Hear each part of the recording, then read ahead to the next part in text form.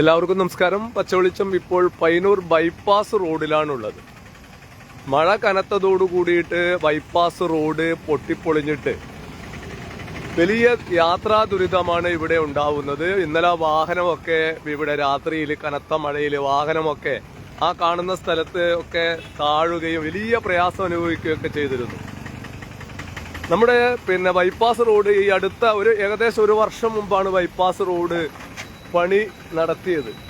അത് നിരന്തരമായിട്ട് പച്ചവെളിച്ചമടക്കമുള്ള മാധ്യമങ്ങള് നിരന്തരമായി പറഞ്ഞതിന്റെ അടിസ്ഥാനത്തിലാണ് ജനങ്ങൾ ഇവിടെ ഈ റോഡിലൂടെ യാത്ര ചെയ്യുമ്പോൾ അനുഭവിച്ച പ്രയാസങ്ങൾ വർണ്ണനാതീതമായിരുന്നു. അതിനൊക്കെ അടിസ്ഥാനത്തിൽ നിരന്തരമായിട്ട് മാധ്യമങ്ങൾ, പ്രത്യേകിച്ച് പച്ചവെളിച്ചം പോലുള്ള മാധ്യമങ്ങൾ നിരന്തരമായി പറയുകയും അതിന്റെ പിറകെ സഞ്ചരിക്കുകയൊക്കെ ചെയ്തതിന്റെ അടിസ്ഥാനത്തിലാണ് ചെറിയ ഈ ഒരു പണിയെടുക്കാൻ വേണ്ടി തയ്യാറായത്.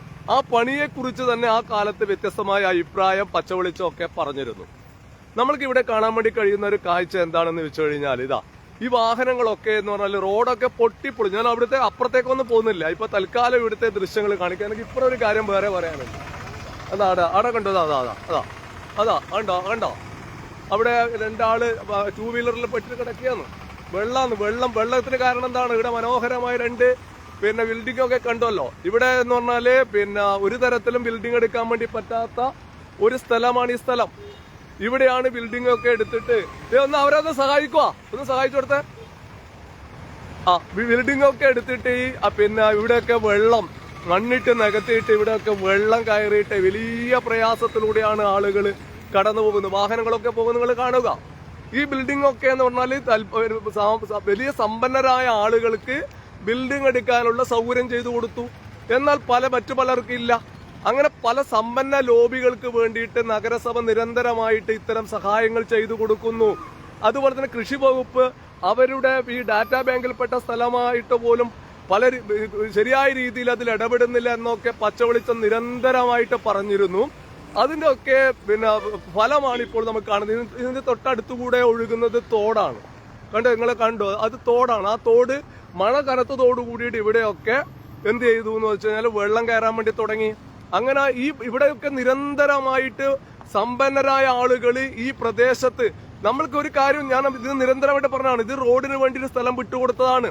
ഇവിടെ അനുവാദം കൊടുക്കുന്നുണ്ട്, എല്ലാവർക്കും അനുവാദം കൊടുക്കണം. ഈ അനുവാദം കൊടുത്ത് ഇത് ചിലർക്ക് മാത്രം, സമ്പന്നരായ ആളുകൾക്ക് മാത്രം അനുവാദം കൊടുത്തു. അവര് ഇങ്ങനെയുള്ള കെട്ടിടങ്ങള് അവിടെ നിർമ്മിച്ചു. അതിന്റെ ഒക്കെ അടിസ്ഥാനത്തിൽ വലിയ രീതിയിലുള്ള പ്രയാസങ്ങൾ നമ്മൾ മനസ്സിലാക്കേണ്ട കാര്യം, വെള്ളത്തിന് ഒഴുകിപ്പോകാനുള്ള സൗകര്യങ്ങൾ കൊടുക്കാതെ വന്നാൽ എന്തായിരിക്കും നമ്മുടെ നാട്ടിൽ സംഭവിക്കാൻ വേണ്ടി പോകുന്നത് എന്ന കാര്യം ഓരോ മഴക്കാലവും നമ്മളെ ബോധ്യപ്പെടുത്തുന്നുണ്ട്. നമ്മൾ റോഡ് ഉണ്ടാക്കും, ഉണ്ടാക്കും. നമുക്ക് റോഡ് വേണം, എല്ലാവർക്കും റോഡ് വേണം. എന്നാലോ റോഡിന് ആവശ്യമായ സ്ഥലം മാത്രം കൊടുക്കും. ആ റോഡിന്റെ ഇരുഭാഗത്തും വെള്ളം ഒഴുകി പോകാനുള്ള ഒരു സംവിധാനവും ഉണ്ടാക്കാൻ വേണ്ടിയിട്ട് നമ്മൾ ആർക്കും താല്പര്യമില്ല. നമ്മൾ ആരും ചെയ്യുകയും ചെയ്യില്ല. നമുക്ക് എല്ലാവർക്കും നമ്മളെ വീട്ടിലേക്ക് വാഹനം പോകണം. ഇതൊരു പൊതു പ്രശ്നമാണ്. നമ്മൾ ഒരു സംവിധാനത്തെ മാത്രം കുറ്റപ്പെടുത്താൻ വേണ്ടി പാടില്ല.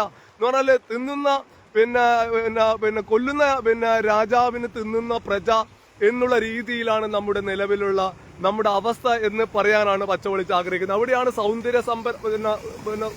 പയ്യന്നൂരിന്റെ സൗന്ദര്യമാണ് ഈ കാണുന്നത്. ഈ വാഹനം എടുത്തൊക്കെ ആളുകൾ പോകുമ്പോൾ അനുഭവിക്കുന്ന പ്രയാസങ്ങൾ നിങ്ങൾ കണ്ടോ? ഇവിടെയാണ് സൗന്ദര്യം, പയ്യന്നൂരിന്റെ സൗന്ദര്യമാണ്. ടൗണിൽ കുറെ സൗന്ദര്യമുണ്ട്, പെരുമ്പയിലുണ്ട് സൗന്ദര്യം, ഇവിടെ സൗന്ദര്യമുണ്ട്. ഇതൊക്കെയാണ് പയ്യന്നൂരിന്റെ സൗന്ദര്യം എന്നാണ് പറയാനുള്ളത്. ഇതിന്റെ കാരണം പച്ചവെളിച്ചം പറയുന്നത് വെച്ച് കഴിഞ്ഞാല് വെള്ളം മഴക്കാലത്ത് വെള്ളം ഉണ്ടാവും. ഇവിടെ തോടാണ്, ഇതൊക്കെ ചതുപ്പാണ്. അങ്ങനെയുള്ള സ്ഥലത്താണ് റോഡ് വന്നത്. റോഡിന് ആളുകൾ സ്ഥലമൊക്കെ വിട്ടുകൊടുത്തിട്ടുണ്ട്, അവരൊക്കെ താല്പര്യങ്ങൾ ഉണ്ടാവും. എന്നാൽ നമ്മൾ ഇവിടെ ചെയ്യേണ്ട ഒരു കാര്യം എന്താണെന്ന് വെച്ച് കഴിഞ്ഞാൽ എല്ലാവർക്കും ഒരേപോലത്തെ നിയമം ഇവിടെ ഉണ്ടാവണം. അതോടൊപ്പം തന്നെ ബിൽഡിംഗ് എടുക്കുമ്പോൾ വെള്ളത്തെ നമ്മൾക്ക് എങ്ങനെ നിയന്ത്രിക്കാം എന്നുള്ള രീതിയിലുള്ള നിർമ്മാണ പ്രവർത്തികൾ മാത്രമേ ഇവിടെയൊക്കെ എടുക്കാൻ വേണ്ടി പാടുള്ളൂ. കാരണം ഇത് വേറെ ദുരിതമാണ്. കാരണം എന്ന് വെച്ചാൽ ലക്ഷങ്ങൾ ചെലവാക്കിയിട്ട് റോഡ് പണിയെടുത്ത സ്ഥലമാണ് ഈ കാണുന്നത്. നിങ്ങൾ കാണുക, ഇവിടെ ജനങ്ങളെ ദുരിതം നിങ്ങൾ കാണണം. ലക്ഷങ്ങൾ ചെലവഴിച്ചിട്ട് എടുത്ത റോഡാണ്. ഇതിലൂടെയാണ് ഇപ്പോൾ ഇവിടെ ഇന്നലെ രാത്രിയൊക്കെ വലിയ ഗതാഗത സ്തംഭനമാണ് ഇവിടെയൊക്കെ ഉണ്ടായത്. ഇവിടെ ഒരു വാഹനം താഴെയൊക്കെ ചെയ്തു. അതിൻ്റെയൊക്കെ വീഡിയോസൊക്കെ എല്ലാ ആളുകൾ എടുത്തു വന്നിരുന്നു. നിങ്ങൾ കാണുക ഈ റോഡിന്റെ നിലവിലെ ഒരവസ്ഥയാണ്. എങ്ങനെയാണ് ഇതിലൂടെ ആളുകൾക്ക് സഞ്ചരിക്കാൻ വേണ്ടി പറ്റുക? കണ്ടില്ലതാ ഈ റോഡാണിത്. ഇതാണ് പൊട്ടിപ്പൊളിഞ്ഞ റോഡ്. ഇതിലൂടെ എങ്ങനെയാണ് പൊട്ടിപ്പൊളിഞ്ഞ നല്ലതാ ഇതാ പറയുന്നത്. ടൂ വീലർ എടുത്ത് പോകുന്ന സമയത്ത് കാണുന്ന കാഴ്ചയാണ്. റോഡൊക്കെ പൊട്ടിപ്പൊളിഞ്ഞ് തകർന്ന് തരിപ്പണായിട്ടാണ്. ഇതിനു വേണ്ടി ചെലവഴിച്ച കാശ് എത്രയാണ്? നിരന്തരമായിട്ട് ജനങ്ങള് ആവശ്യപ്പെട്ടതിന്റെ അടിസ്ഥാനത്തിലാണ് കഴിഞ്ഞ വർഷം നമ്മളെ നാടിന്റെ ദുരിതമായിട്ടുള്ള ശാപമായിട്ടുള്ള ഈ റോഡിന് പണിയെടുത്തത്. ഇതാ നടുവെല്ലാം പൊളിഞ്ഞു. വണ്ടിക്കാരന്റെ ഒക്കെ നടു പൊളിഞ്ഞു.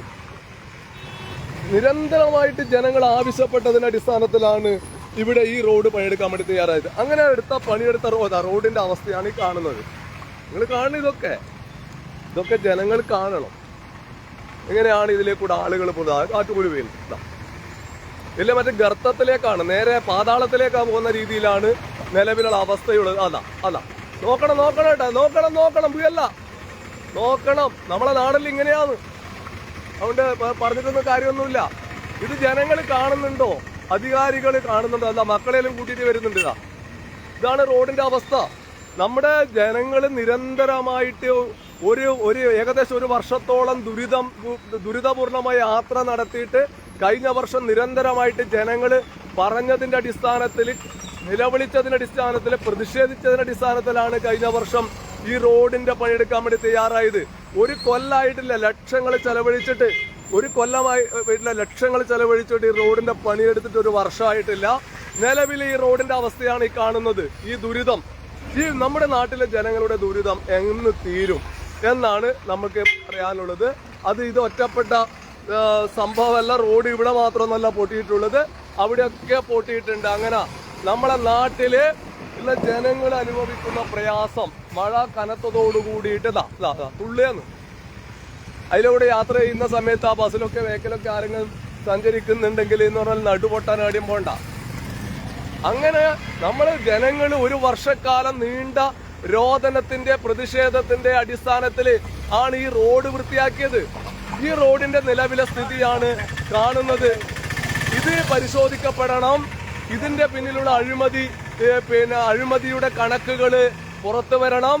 ഈ റോഡ് പണിയെടുത്തവർക്ക് നമ്മൾ എന്ത് ചെയ്യണമെന്ന് വെച്ച് കഴിഞ്ഞാൽ അവാർഡ് കൊടുത്തിട്ട് അവരെയൊക്കെ, അതിന് മേൽനോട്ടം വഹിച്ച ഉദ്യോഗസ്ഥന്, ഈ റോഡ് പണിയെടുത്ത കോൺട്രാക്ടർക്ക് അവരെയൊക്കെ ആദരിക്കാൻ വേണ്ടിയിട്ട് നമ്മൾ തയ്യാറാവണം.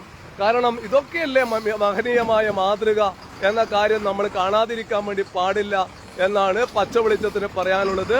നടുപൊട്ടിയിട്ട് നമ്മുടെ ആളുകളൊക്കെ ഈ റോഡിലൂടെ യാത്ര ചെയ്യേണ്ടി വരുന്ന ഗതികേട് എത്രത്തോളം ഉണ്ട് എന്നതാണ് ഈ ദൃശ്യങ്ങൾ പറയുന്നത്. വേറെ ഒന്നും പറയാനില്ല, എന്നും പറഞ്ഞിട്ട് കാര്യമില്ല.